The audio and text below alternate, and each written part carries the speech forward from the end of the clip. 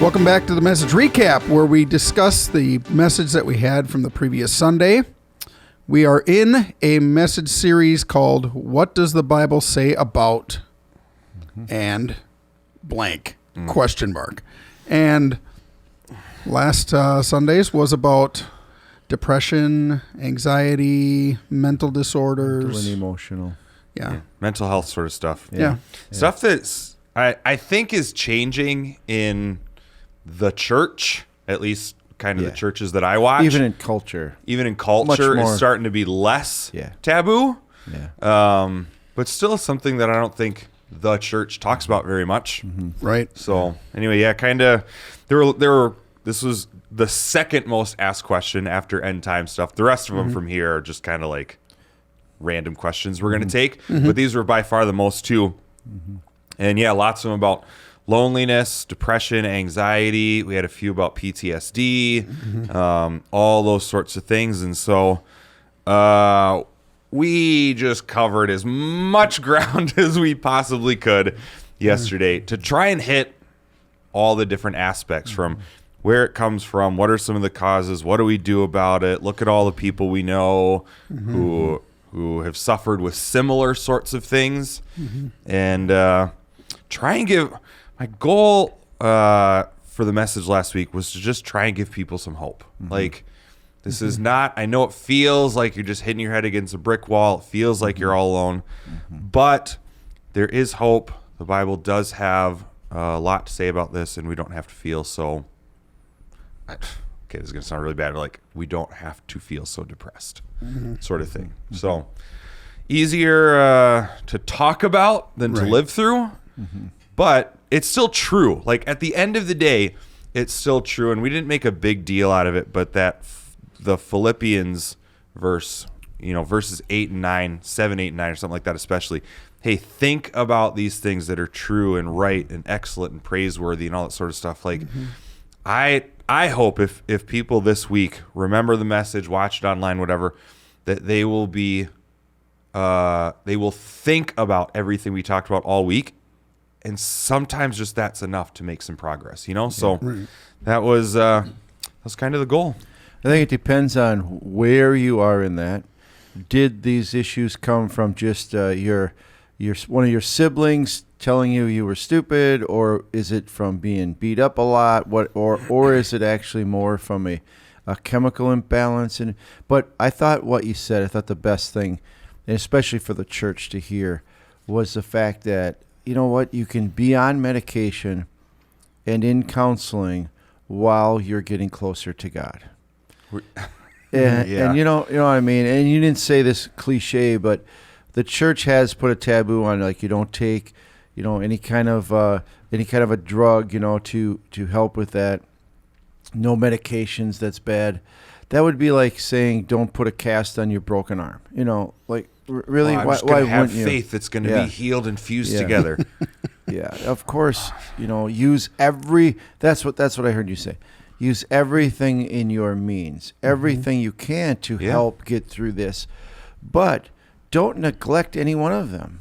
If you're just going to suffer through and just get close to God, you might have such a hard time connecting with God because you're wrestling with all this other stuff. You can't connect. So use these other things. But don't neglect connecting with God and getting close to God. Because sometimes, medication makes me feel good, I'm good. Well, wait a minute. You want to be long-term good? You need to know. We need to experience what God thinks of us, how God completely loves us, how accepted we are, how right we are in God's sight. And that will ultimately, may take years and years, and it may not. That is ultimately where we need to be.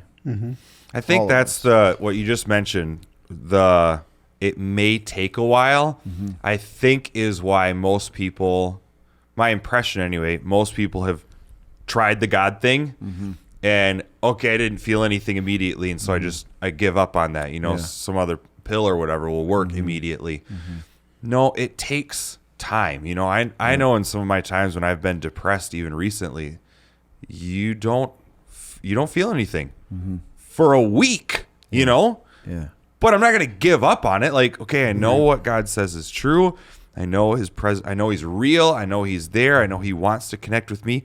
Just got to keep going at it. And sometimes it just feels like, I don't know what I'm getting out of this, but I can't give up. And I think we live in such a instant fix society. Taking time to build a relationship with God for anything, I mean, this week was just about mental health sort of stuff, but for any reason, it's not snap your fingers and boom, like you just that at least that hasn't happened for me. So right. And that says a lot. I mean, coming from people who have a strong relationship with God, that sometimes it just I mean, get nothing. Sometimes it's not there, I mean, that's pretty telling as well. To me, I think the body, soul, spirit thing, we are as living in this human body. They're all kind of intertwined.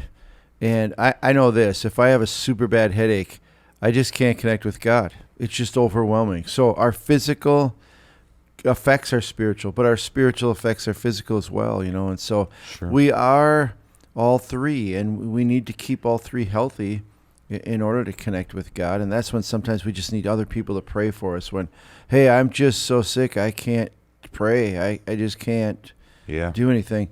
Other people can pray for us. But definitely those three things. And here's number one thing I hope that comes out of the message. And that is that if somebody is suffering at all with any of these things, or even other things you didn't mention, but to do something about it. It's the worst thing in the world to live in that state. It's just horrible, to live in that state. And I don't know, you mentioned experiencing some bouts of depression, but they're probably not, like you say, they're short term. That's probably normal life, or the disappointments of life and things like that. I went through a time of anxiety where I actually had panic attacks for a couple months. And I'll tell you what, I wouldn't wish that on anybody. And I've mentioned to you guys before that it's when I think of hell, I think of that, and I think there's no release from that. I would beg every person I meet to put their faith in Jesus Christ. You don't want, it's that horrible. And so you were talking about my story on Sunday. That's exactly what I did. First thing I did was called a friend. That helped. And then I went to counseling. That helped. I was on medication for a while. That helped. And I spent more time with God than I ever had. And that really helped. And but without those first three, right? Could you have spent time with God? Yeah. Right. I mean, yes, you could have. What would you have gotten out of it? How effective would it have been? How much longer might it have taken? To connect with God when you can't stop racing thoughts. It's hard to connect with God. Yeah.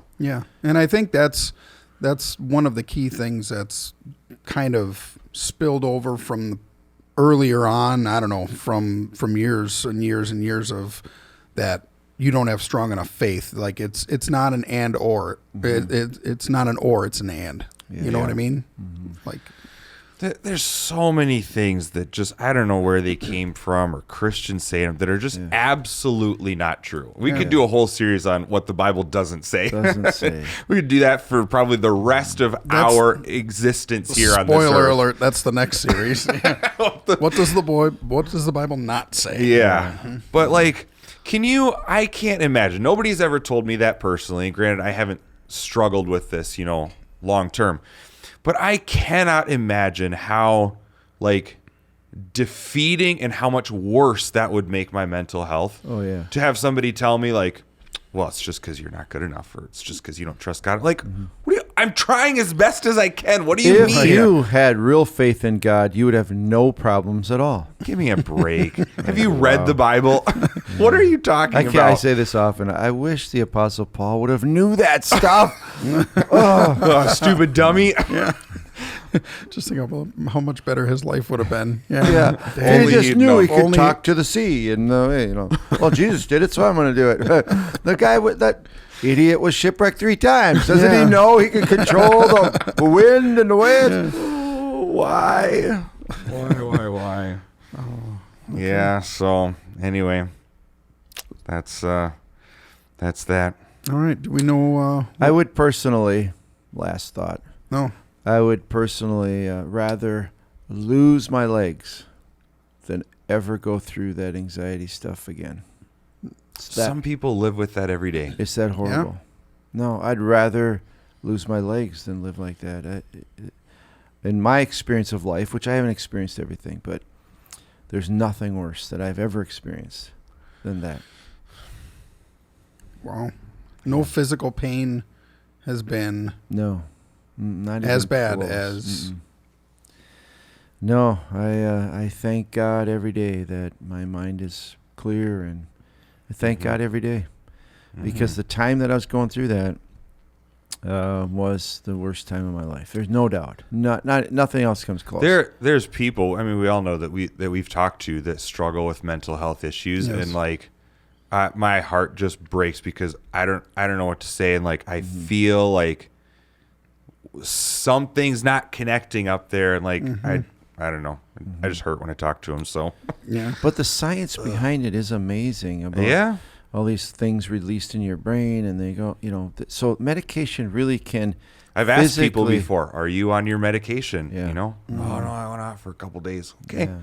let's come on. I'll pray for you, but also Yes. let's get back on meds. Yep. Yeah, So- for sure. Yeah. Anything in the toolbox you can use to help. Use it all. Use it. Absolutely. Yep. Yeah. All right. All right. Well, we will see you next week.